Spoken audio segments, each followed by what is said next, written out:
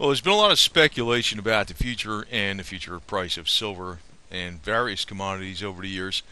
I just want to point out, though, that I've noticed, and I've noticed this also on YouTube, and no matter what it is, it seems to be giddy minds seem to gravitate towards drama and things like that. But I try to keep it down very real. Um, but I noticed anytime I put something out that's a little bit might be a little bit sensational, or maybe the title looked that way. Not that I'm doing it on purpose. Um, it's wow. I notice what takes off, and I don't like playing that, but I do know there's been a lot of speculation as to what the future is going to bring, and I don't really think people should dwell on that kind of garbage. You should be a prepper and not be a worrywart prepper at the same time. It's one of the things I've always said. Don't be an ostrich, but then don't worry about things too much, because when you fear too much, you act like a frozen deer staring at the headlights, and you just can't get anything done. Now, one of the things, this motorcycle here at the middle of the desert is sort of like our economy. It's kind of a good pictorial of it.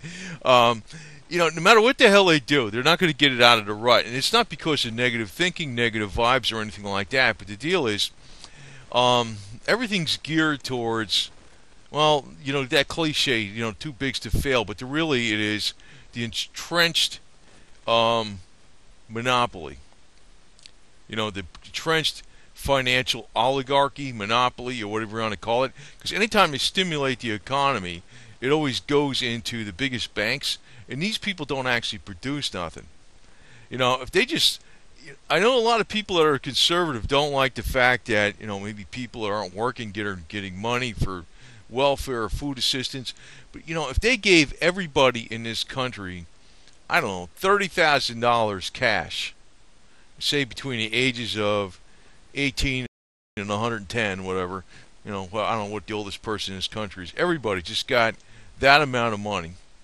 Um, that would tremendously stimulate our economy, because even though the people that waste the money will have to spend it somewhere locally, and it'll go into the hands of the producers one way or the other.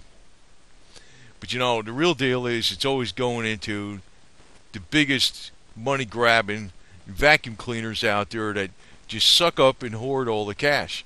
That's why we're not going to ever get out of this quagmire.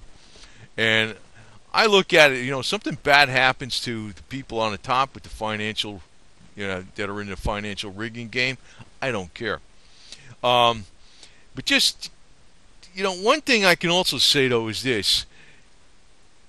Besides looking at money, always look at the health side, because I've seen, man, I tell you, like, I know quite a bit about health, and sometimes I tell some of these people, I used to tell people, with a lot of money and stuff, what to do, and I, like, they could buy some of the best things going if they wanted to have a custom built Georges Lakowski multi-wave oscillator built, and they wanted to have jacuzzi pools with ozonators and colloidal silver running in them and stuff like that, and with special pH balance. They can afford this stuff at a drop of a hat. But no. They don't do that type of stuff. They eat at crappy restaurants, and they drink diet soda, like this stuff here, which causes cancer. And when they get sick, they listen to the conventional doctors. So, you can have all the money in the world. I've seen examples of people. One guy, he was maybe this might hint who he is, but he was a Rhodes Scholar, a Yale Scholar, and a Harvard Scholar. He graduated of all three. He was one of the biggest financiers in the United States. He died of pancreatic cancer at age 53. Personally, I think he probably could have lived. He could still be alive today, probably living to 100 years old, if he didn't listen to the professionals. So that's another side to this whole 9 yards. It's not all about trying to make as much money as possible. You really would, number one priority is you ought to be healthy as possible. But looking back, we're going to find out that silver is going to be one of the bigger safety nets out there. Now, I know it's not the only safety net, because I always said that you got to have practical things that you can use on a daily basis, because if the economy does really break down, you're going to have a hard time getting good deals for trying to trade silver for food, or silver for some kind of maybe a gun, or fuel, or I don't know, heating for your house, or some kind of necessary item that you might need in a practical way. You want to have all that stuff out first. But what I'm thinking is what's coming up where the United States is really going to go bankrupt. It's not. I know it's the trade imbalance. I know it's the the massive $20 trillion of debt plus the unfunded liabilities and all that garbage. But the United States still has this world reserve currency where they can always keep raising the debt ceiling. And see, where I think it's going to fall apart is the end of OPEC, because what's going on here is that OPEC, well, it's disintegrating because China is doing direct trade with not only Russia. Russia's giving them oil and China's giving them yuan in exchange, but also Saudi is dealing with China, selling them oil. That Saudi's the big kingpin of OPEC, and what's going on there is that it's like that's another thing that's a straw that's going to break the camel's back for the strength of the dollar, because the whole dollar depends upon trading oil in dollars. That's really what creates the demand for dollars. Now, there's other things coming up, and I personally, this is probably going on a sidetrack, and I really want to, I might mention in other videos, but I'm probably going to be kind of low key on this, because I did mention in another video. It was about using vitamin C and garlic with certain types of frequencies and certain types of zappers that have a multiplying effect for those things. Because what I see, I know, like, if you look back, maybe I'm going on a tangent here, but it's all, I'm not going down a conspiracy hole deep here, but like in Georgia, right? You have the Georgia Guidestones. The number one commandment on that Guidestones is keep humanity below or at 500 million globally in perpetual balance with nature, right? That's one of the things they want to keep going, right? Which means they want to get rid of, well over 7.5 billion people. I put out that the Deagle.com site, which is a CIA front site, they keep lowering the population estimates for the USA for 2025. I don't buy the absolute numbers, but the fact that they keep lowering the population estimates for the USA population 2025, it was 67 point something million and 65 point something million and 61 and 54.3 now, from 323.9 million right now. I don't believe the absolute numbers, but there might be a big decline in U.S. population due to exodus and financial collapse. But where I think they're going to really I think the elite are really trying to knock down the population globally of the entire world. They're going to do it through disease. Now, I'm showing a picture here of the American Native peoples, the American Indians. Now, it was not, I know in some cases, the American Native peoples were given smallpox blankets, infected with smallpox to kill them off. But by and large, well over 80% of the American Indians died of diseases that were carried by the white European to this land. Not the stuff they show you on TV so much. The cavalry came in. I know they did that too, but mainly it wasn't even planned that the white man's diseases were going to wipe out the American Native peoples in this country. Some of it was, but generally it wasn't planned that way. It just happened that way. But I think what's going on today is there's a global plan to plant diseases in South America, Africa, Russia, China, India, and knock out as many people as possible. Now, I probably know a way to get around a lot of that stuff with the frequencies, but also combining them with certain things like garlic and vitamin C.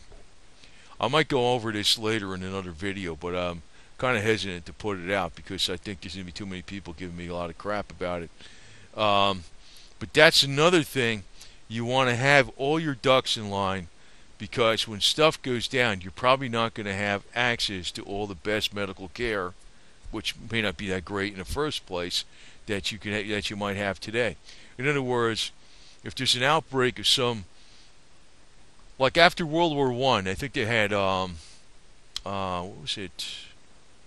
Some type of fever that broke out. I forgot what it was. It wasn't smallpox or jungle fever, but it was a type of fever that broke out that wiped. It was one of the worst influenzas going. It wiped out hundreds of thousands of people right after World War I. In some cases, people would die within 24 hours. Now, they didn't know about massive vitamin C back then, but that probably would have been a thing to save them. But that's another thing you ought to be doing in your prepper supplies, is getting like a whole bucket of just plain ascorbic acid. And there's probably a way you can make a force multiplier effect of that, not just by making that homemade liposome vitamin C, but by using electronics. I went over that on another video. I'll probably point the link to it, but in this video, you can probably take a look at it. But that's very, very, very important because I think when they knock down, because, I'm not sure if the people on the top have everything 100% figured out, which they probably never do. But, they will stay on top. And it's because they never rest. They never rest. They're constant. Like, in other words, the average person is always like, hey, what's for they're always looking to have some kind of entertainment or downtime. People on the top, very ambitious. They work 24 hours a day practically. It's like, if their plans go awry, they'll make new plans and they'll find a way to stay on top. And I could say one thing I really think that they're really attempting to do is drastically reduce the population of the world. That's another reason I think silver is going to go very high, because silver is the only precious metal out there with medicinal benefits. And that could come in very, very handy in a time when maybe not all medical care is going to be available. That's kind of the wild card that the other people in silver aren't talking about. But where I think the United States is actually going to collapse, though, well, let me see this. Where the dollar is going to lose a lot of its value. Not that the United States is going to totally collapse, but where the dollar is going to lose a lot of its value, it's because OPEC is coming to an end. It's like, you can see it already. I'm surprised things aren't unraveling already. That's what I can't figure out. I mean, there's probably a lot of false demand for treasury notes being created on the international market, where maybe you have a Belgian government buying something up and it's actually the U.S. government behind the scenes doing it, buying its own debt to create a false demand.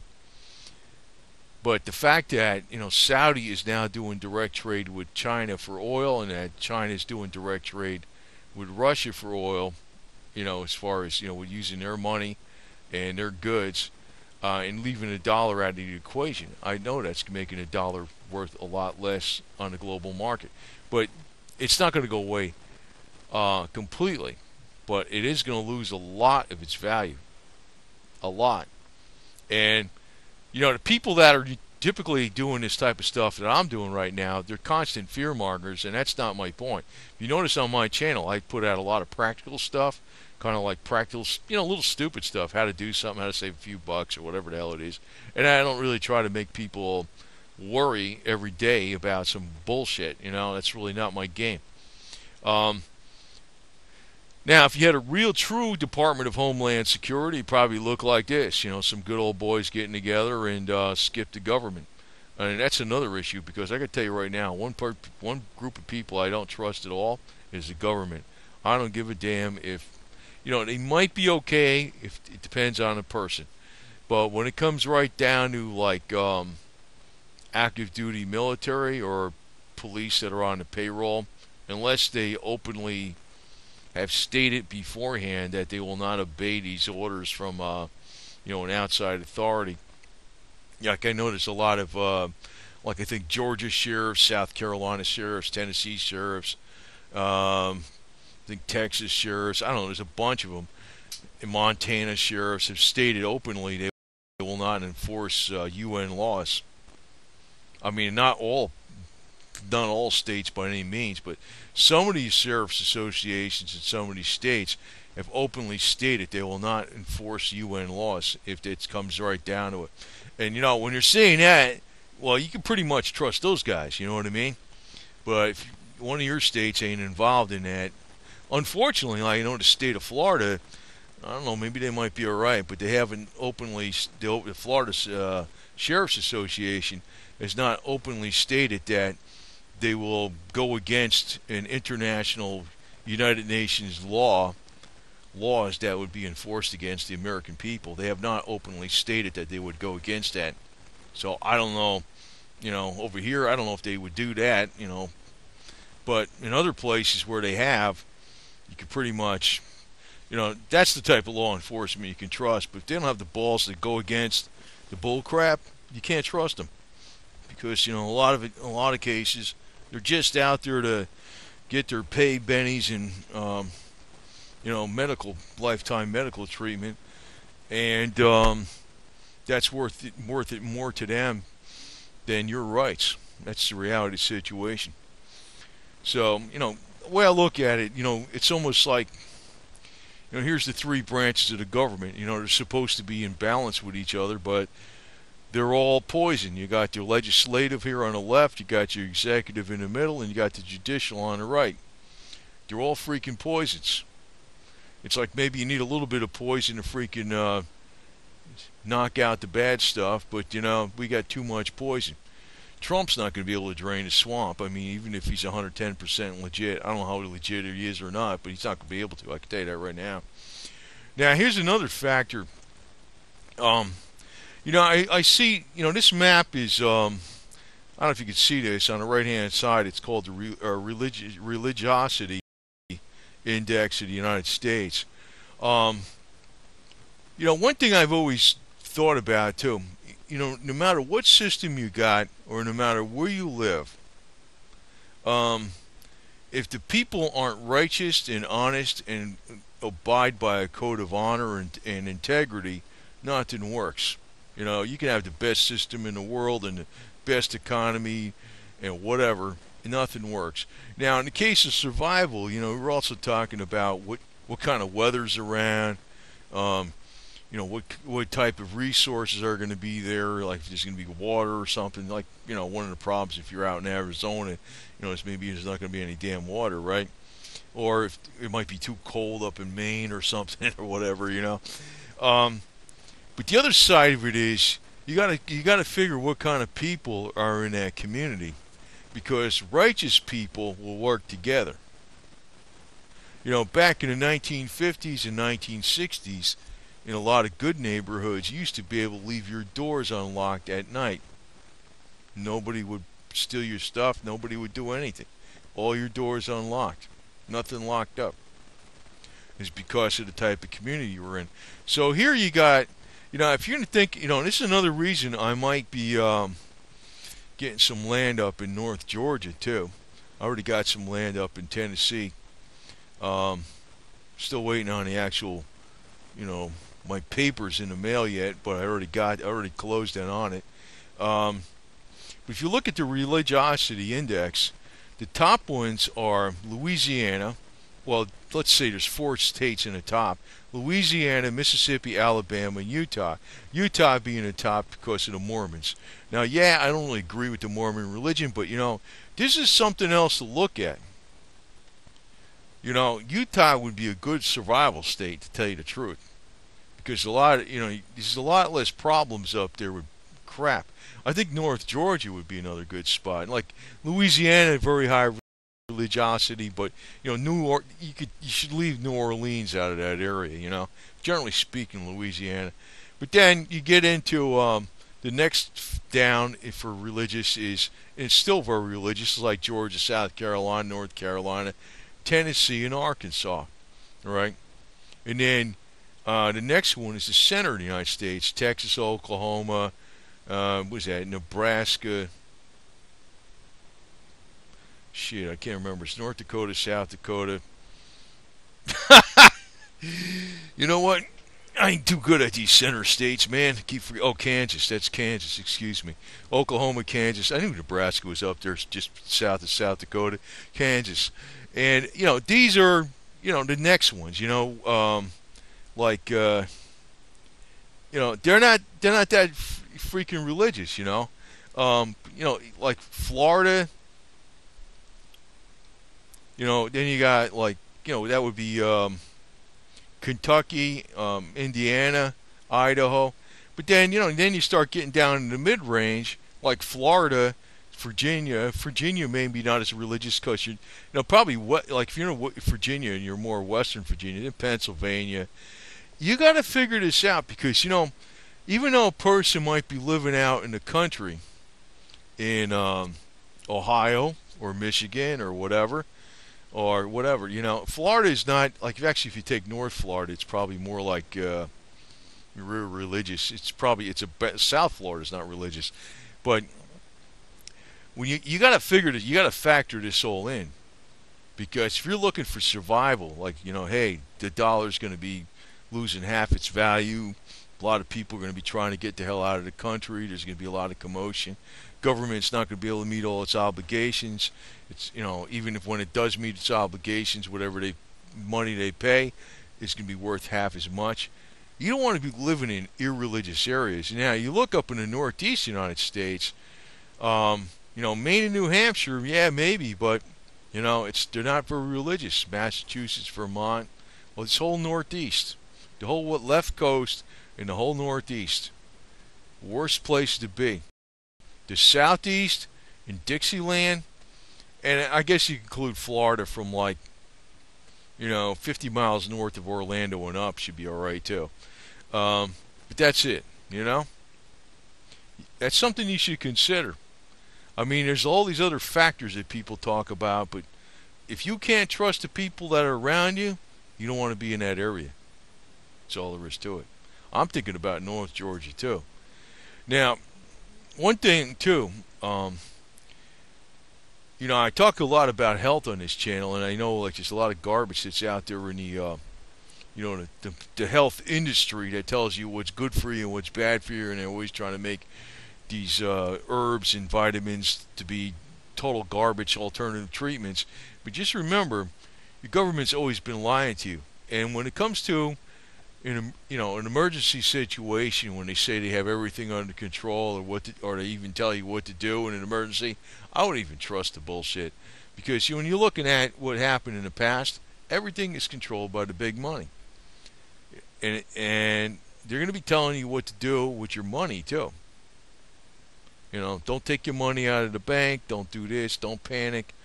Back, I think it was September 28th, 2009, they almost had a systemic crash in the money markets because there was an electronic run on the bank. See, today most of our money supply exists in the form of credit, and there isn't enough money actually to go around to pay off all that credit and debt. It's just the fact that there's perpetual. Now, right now, the credit is not expanding because there's no more assets to actually, expand the credit against. Now, they're going to tell you, don't panic, don't do this, don't leave your money in there and all this kind of crap. Actually, I'll tell you right now, some of your best investments could be, stored food, stored water. Like I got a rain barrel now besides my water jugs and stuff. Anything in its fuel, diesel fuel. I have a bunch of diesel fuel. And any advice the government's going to be giving you in the future, I wouldn't trust it. I wouldn't trust it. Because the government basically is owned by the big money powers. Like, back in the day, here you are at the hospital bed buying cigarettes, Hey, cigarettes are fine. The doctors are recommending them, right? It's a bunch of, the same way with the financial people. Back in World War II, they were telling you to buy war bonds. Anybody that bought war bonds back then, they got ripped off. You got screwed. You got screwed big time. You should have been buying commodities. That's the shit that would have been the stuff that would have been going up. But right now our economy almost looks like this damn bike right here, or government almost looks like this bike. It's overloaded with bullcrap. Now Trump is talking about drain the swamp, and it's kind of hard to drain the swamp when you jumped inside the swamp, and the other side of it is too. I mean, I don't know if this guy's that bad or good. I don't think he's way better than Hillary Clinton or anybody else who was up there in the field running. But sometimes too, when you jump in the swamp, it's like, oh yeah, you're complaining about the swamp when you're on the outside, and when you get in the swamp, you're thinking, oh, this feels like a hot tub. Oh, I kind of like this. Which I could see how Trump wouldn't, just feed his ego. He's one of those type of guys. He'll go along to get along, no problem, right? I don't know. I mean, I know they don't like him. I know he's not all bad, but he ain't exactly what people thought he was when they're voting for him. Not that Hillary Clinton was a lot worse than you thought, though. But what I'm saying here is that we can't expect, even if Trump was 110% legit, he ain't gonna be able to fix all this crap. The shit's going down. And I say the real reason it's going down is because OPEC is going away. That's the whole thing that's been propping up the dollar. It's not necessarily the debt, which is, oh yeah, that's a problem. It's not necessarily the trade imbalance, yeah, that's a problem.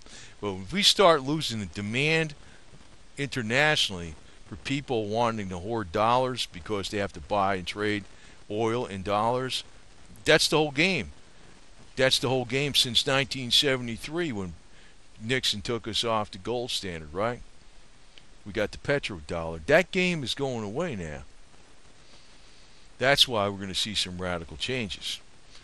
It's like this bike being overloaded. Actually, I think this bike overloaded has a better shot of surviving a long trip than the U.S. government does. So, now one of the things that might, I don't even know what might happen. Say, for instance, that the U.S. government went really broke and they couldn't meet their obligations. You might see some kind of secession movements going on.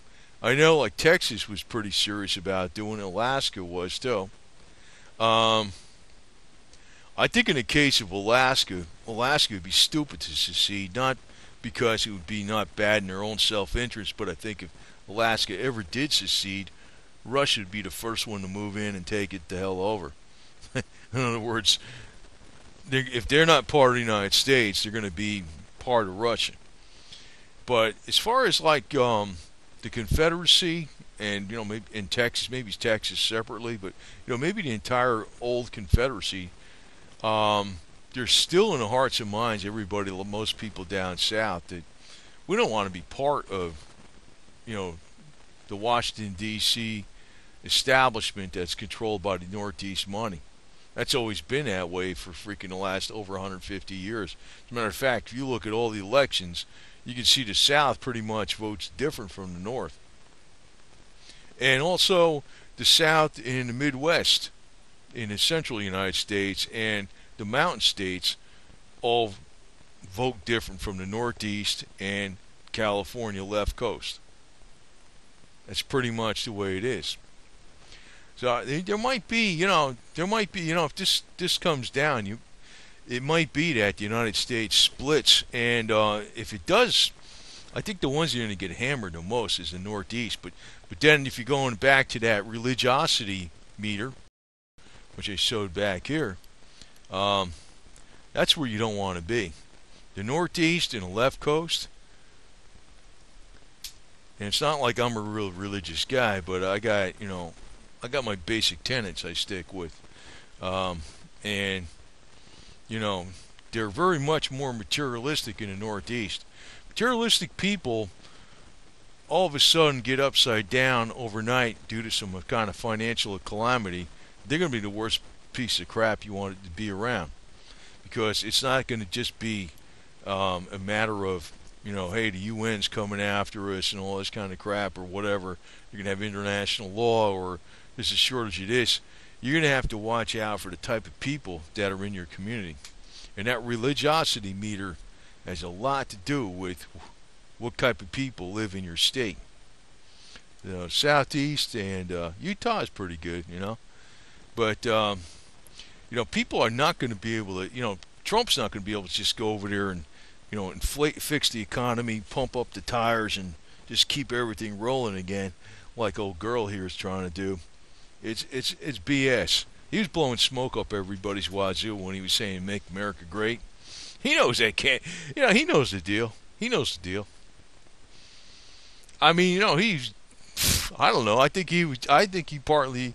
He's got a patriotic streak in him, but it's not like. The guy's been a BS businessman for freaking umpteen years. I mean, he's not all bad or nothing like that, but. He was playing it up when he was out there, campaigning. He's playing it up. I'm not saying he's all bad. I'm not saying he's Hillary Clinton was 1,000 times worse than him.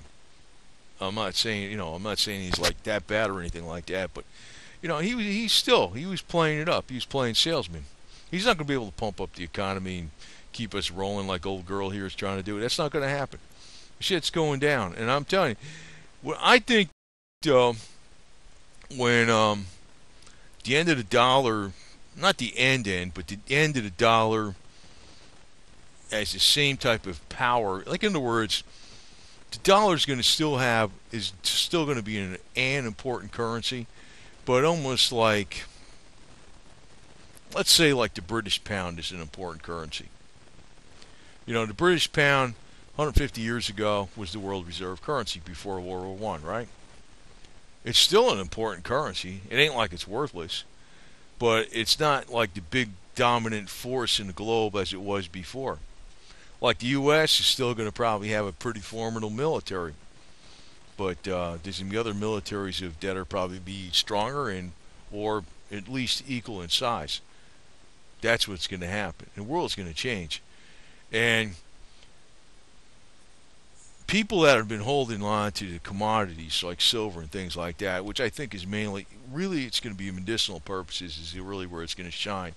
You're going to kind of be like this this girl here sitting on the Vespa. She's got colorized 20/20 vision. Everybody else is thinking black and white. That's the whole rest of the world. You're going to stand out as having made the right decision. I know what happens though when people they want. It takes a long time. Obviously, Jim Rogers was right that silver was going to have a long, complicated bottom. But the deal is, it never has hit its historic, even nominal, $50 an ounce height yet. And if you actually trade that for real dollars, that could be, well, actually in today's dollars, that'd probably be about $135 an ounce if they broke to $50 an ounce back from the 70s, if it broke it today. But the deal is, if the dollar's going to be worth that much less, and there's like a hyperbolic panic into something outside the dollar, and the equities are not the thing, say it's, they're going to get out of the dollar, I tell you that I think that's going to cause silver to go way ahead of itself. And even though it may only spike for a very brief period of time, it may be $200 or $300 an ounce for a very, very short period of time. And I'm telling you, you can buy a hell of a lot of stuff with that, especially like depressed land values, real estate, or even big ticket items that aren't moving, like automobiles, furniture, I don't know, storage buildings or whatever the hell else, because that's usually what happens during times when people need to have the money for food they don't spend in the big ticket items. These big ticket items might be dirt cheap. That's what happened back when in the late 70s, when gold and silver and platinum and palladium were really high. You go look at the Dodge dealer back in the late 70s or something, you look at a truck. Oh, they were discounting the hell out of those trucks and stuff like that. You can get them way cheaper. I mean, below dealer cost. That's furniture stores. They were selling stuff dirt cheap. The housing market was depressed. The equities markets were way down. Now, if you hold it forever, you're going to be screwed. But there's going to be a time when silver's going to probably go over even $135 an ounce, and you're going to look like this woman here sitting on the Vespa motorcycle. She's like all colorized. She's got her own shit together. Everybody else is kind of living in a doldrum world of black and white because they just can't see what's really going on. But you got to have the patience. You got to have the patience. But it's like I said, it's not. One thing I've always been saying is don't dump all your money in silver. The other people were saying buy everything in silver. What are you going to do? The dollar's going to be worthless? I don't think the dollar's going to be worthless. I think it's going to lose a lot of its worth. Because the OPEC is really on a downhill slide for the last couple of years. And it's getting worse and worse. So, the one thing that can keep OPEC alive or the dollar alive longer is a major conflict in the Middle East, which would drive up oil prices, which would cause more demand for dollars because you'd have to have that many more dollars to buy the oil on the markets where oil is traded in dollars. And during those times, that's when gold and silver goes way the hell up. But even that, when that drops, what's going to happen there, if oil goes that high, alternative energy is going to start coming into play, and they will find a way. Necessity is the mother of invention, and what happens is, if they find, I think they've had alternative energy out there that could put the U.S. oil industry out of business, but if the oil industry gets too damn high, gets too pricey, these alternative energies hit the market in a big way because oil's getting priced right the hell out of the market, these alternative energies aren't going to go away. And then that's going to pretty much permanently destroy most of the market for oil, and that'll pretty much permanently destroy the petrodollar, scenario. Not that it'll totally destroy the U.S. dollar, because the U.S. dollar be backed by something else. But the U.S. dollar is going to lose a lot of its clout. It's not going to lose all of its clout. It's not going to be like, Zimbabwe currency or some bullshit like that. But I think the best comparison is going to be, if you got British pounds today, aren't they worth something? Is that not a solid currency? Sure it is. But it isn't what it was back in 1890. Nowhere near. That's where it's going to be. It's going to be like that. It's going to lose a lot of its clout. And actually, I tell you the truth, I think the British pound from here is going to lose a lot of its clout too. So, anyway, if you're looking to survive and prep, you might want to look at that religiosity index, which is mainly strongest in the southeast United States, also in Utah, and in the Midwest and mid states, central states, pretty much where Trump had most of its support. But you don't want to be dealing with a bunch of people that are very materialistic, and if they start getting upside down, they're going to be some of your biggest enemies going. Because the United States is on the road towards a bankruptcy. But you got to remember, even during bankruptcies, it doesn't mean the company stops doing everything. That's Trump, right? So Trump might be our bankruptcy president. Who knows? But just keep this in mind because, people are dwelling too much on negative vibes. And, you got to see the reality of the situation. But then again, you don't want to be fearful. And I know what's going on the internet, man. I look at I just look at the headlines on, the typical fearmonger channels. I'm like, I can see what they're doing.